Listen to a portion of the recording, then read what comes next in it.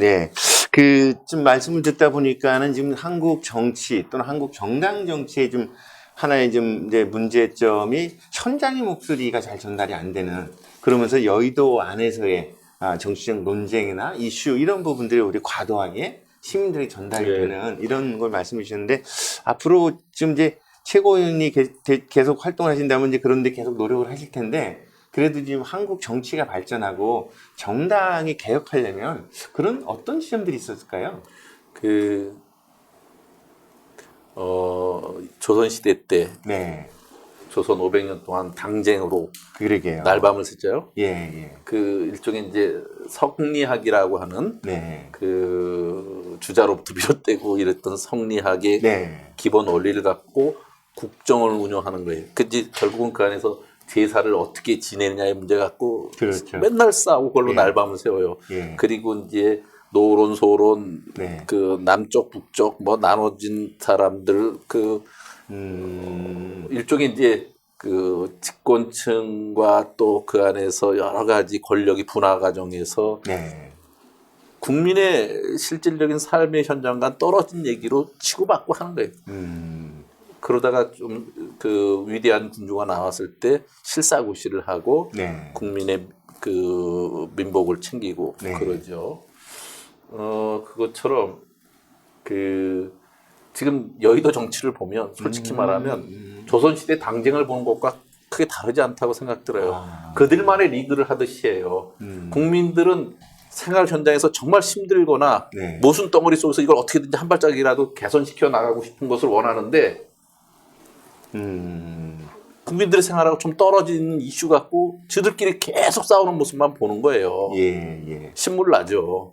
여야가 그렇게 싸우잖아요. 네. 철저히 응징을 하고 현장에서 맞는 일이 아니면 우리가 철저히 주요 이슈에서 분리시켜야 되거든요. 그렇군요. 언론은 그걸 부추기고 그걸 앞장서 싸우는 사람은 정치 스타로 뜨고 예. 잘못됐죠.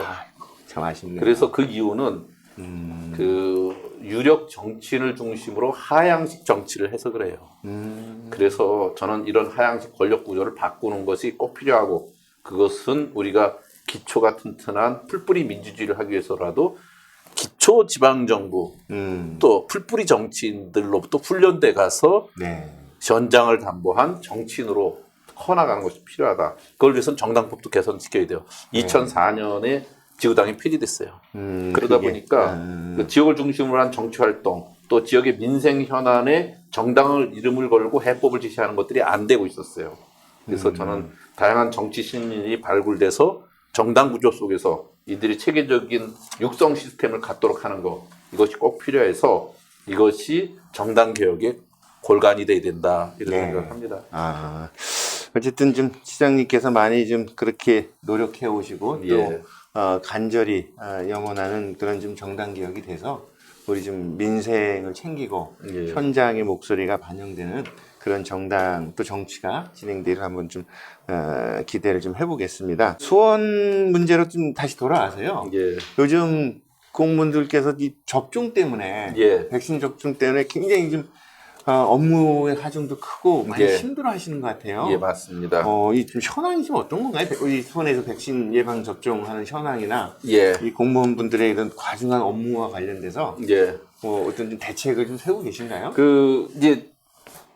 우리나라는 사실은 이제 백신에 중점을 둔 대응을 한 게 아니라 치료제 위주의 그렇죠. 처음에 대응을 했어요. 그건 왜냐하면 우리는 많은 사람이 감염된 게 아니라 철저하게 초기에 검사에서 분리해낼 수 있었다는 것 때문에 통제할 수 있는 수준에 있다고 생각해서 치료제 위주로 갔는데 결국은 이것이 만성화되고 상당히 생각보다 길게 가고 또 전 세계적으로 확산이 되면서 우리만 잘한다고 되는 게 아니라는 것이 파악되면서 이 백신의 중요성이 강조될 수밖에 없었어요. 근데 우리는 백신의 개발에 중점을 두지 않았기 때문에 상당히 실기를 했죠.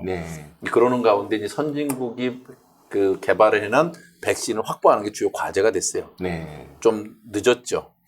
그런 가운데 어쨌든 지금 이제 정부는 인구수의 2배 이상이 되는 백신을 이제 확보는 했다고 그러는데 그게 이제 제때의 적시에 그만큼의 양이 들어오는 게 중요한데 지금 이제 2분기가 제일 어렵습니다. 그 양을 시기가. 확보하는 게 예. 3분기에 대부분의 양이 많이 들어오게 됩니다. 그러니까 3분기가 되면 그러니까 7월 이후에는 네. 많은 국민들이 이제 맞을 수 있을 텐데 이제 결국은 정부에서는 이제 올해는 가장 중요한 것이 백신을 맞히는 거다 이런 네. 생각을 갖고 단기간에 많은 국민들을 맞히기 위해서 그 여러 가지를 준비를 하는데 그중에 네. 이제 우리 지자체 수준에서 하는 일은 지난 1월에 예방접종 추진단과 지역협의체를 중심으로 백신 접종을 준비했어요. 그리고 2월 26일부터는 고위험군이라고 할 수 있는 요양병원, 네네. 그다음에 그런 곳에서 근무하시는 종사자들 네. 이런 분들을 접종 대상자로 접종을 했어요. 1차 접종이 그분들에게는 95% 이상의 추진이 끝났습니다. 네네.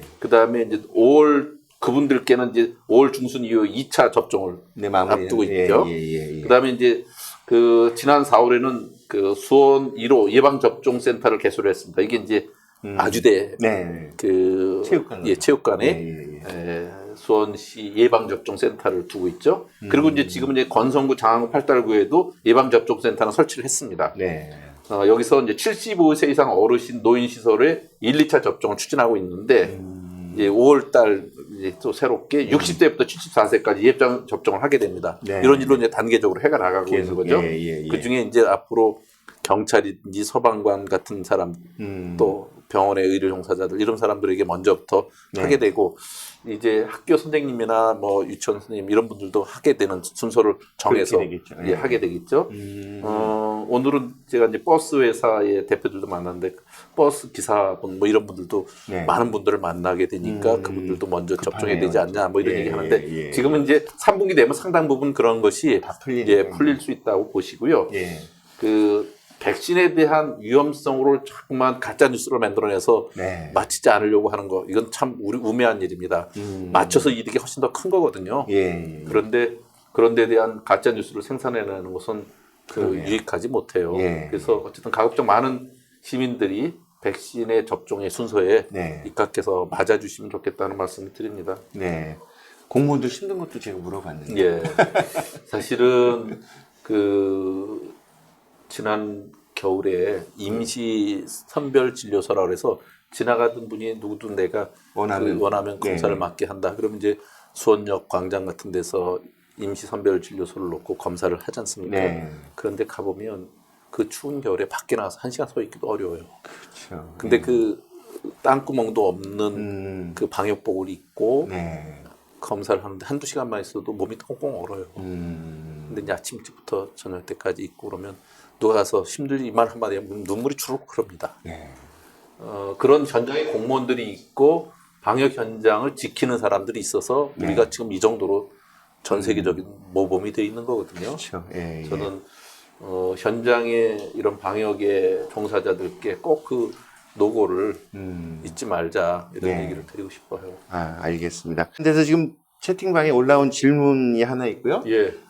또 하나는 저희가 좀 준비한 질문인데 두 개 한꺼번에 드려볼게요. 하나는 지금 최근에 미술관 관련된 얘기예요. 이건희 미술관 유치와 관련된 아니면 이게 좀 수원시의 시장님 생각 어떤지 이게 좀 들어와서 한번 좀 질문해야 될 것 같고요. 또 하나는 뭐 최근에 지금 광교 주민들을 중심으로 수원 전체의 문제겠죠. 뭐 광교뿐만 아니라 이 공공기관 이전에 대한 급박한 발표 때문에 시민들이 많이 놀라고 있는데 그죠?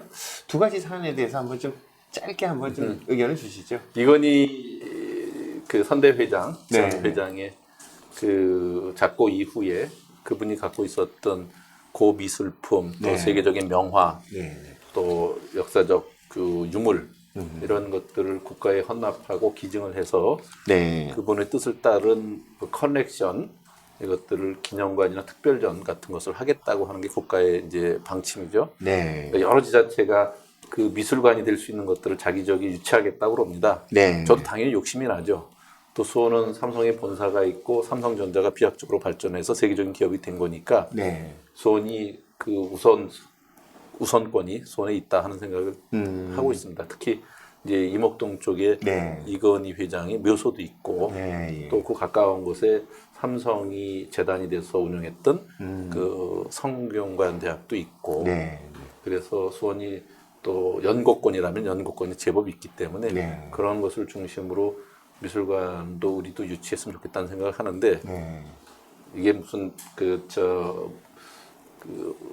마치 자기가 뭔가 생기니까 모처럼 달려들어서 막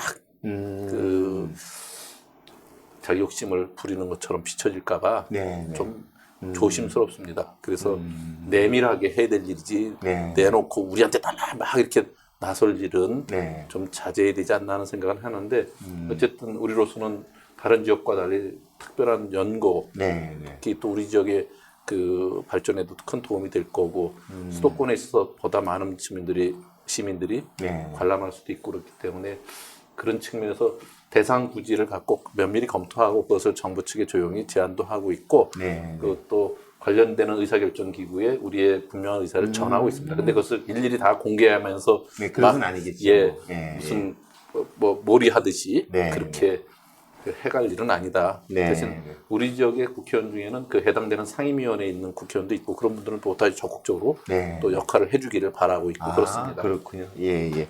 그 공공기지 이정도 관련돼서. 경기도의 공공기관을 이제 균형 발전을 한다는 차원에서 경기도의 북동부 지역 네. 이게 분산 배치하겠다는 건데 그 취지를 갖고 뭐라고 하기는 어려울 거라고 봅니다. 근데 모든 것은 아무리 좋은 뜻이라도 절차와 또 그 이를테면 당위성을 당사자들에게 그렇겠죠. 이해를 구하는 것이 필요하죠. 네. 근데 그런 것이 다 지금 생략돼 있죠. 그렇죠. 저는 그 참으로 아쉽습니다. 그런 네. 것이 생략되고 하는 것은 아무리 좋은 취지라도 동의될 수가 없습니다. 그래서 저는 취지에 공감하는 부분이 있지만 네. 이것은 절차와 또 협의 이런 것은 너무 아쉽다. 그리고 많은 사람이 그 행정 절차와 또 이 일을 이용하던 사람들은 일종의 서비스거든요. 네. 접근권이 있는 거거든요. 접근권이 너무 어려워지면 그것도 도민을 완전히 무시해버리는 그렇죠. 거잖아요. 수원에 그 많은 것이 있었으면 그만큼의 행정 서비스와 그만큼의 접근권이 좀 더 용이했기 때문에 있었던 거거든요.